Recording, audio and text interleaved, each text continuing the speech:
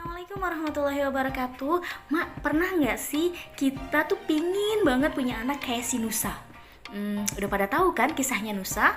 Nah, kayaknya tuh ya kalau punya anak kayak mereka tuh ya Allah, kita teh jadi orang tua teh adem pisan.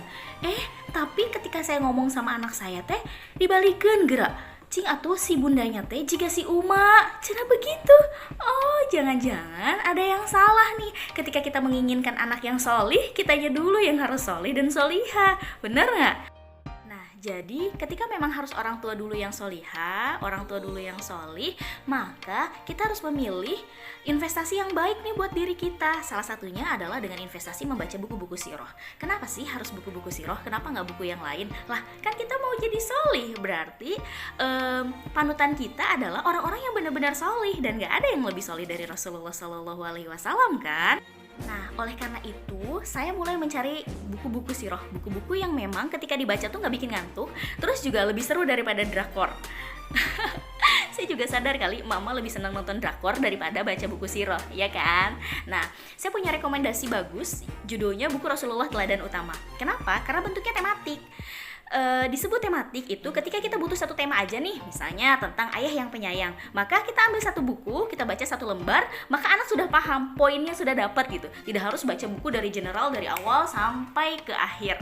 Itulah keunggulan dari buku Rasulullah Teladan Utama. Selain bahasanya memang ringan, terus juga gambar-gambarnya, ilustrasinya juga bagus, buat anak-anak juga senang dan dapat gitu loh poinnya.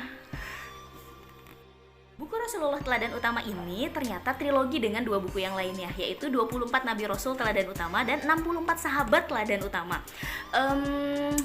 Dibuat trilogi, tadinya saya mengira bahwa mungkin ini adalah teknik marketing kali ya, biar lakunya banyak gitu kan. Tapi enggak loh, ternyata ketika kita membaca cerita tentang Rasulullah, maka kita juga perlu membaca buku kisah-kisah Nabi yang lainnya. Dan kita juga perlu membaca kisah sahabatnya, agar kisahnya itu nyambung gitu loh. Jadi anak saya aja nih, dia tuh sampai kenapa sih saya harus sayang sama Rasulullah, kenapa sih saya harus mencintai Rasulullah, dia ketemu di buku 64 Sahabat Teladan Utama yang judulnya itu Menjadi Tetangga Rasulullah di Surga. Nah, dia terinspirasi sekali dengan kisah Sa'id bin Zaid, di mana dia merasa bahwa oh iya ya bun ya, aku itu mau kayak Sa'id bin Zaid gitu.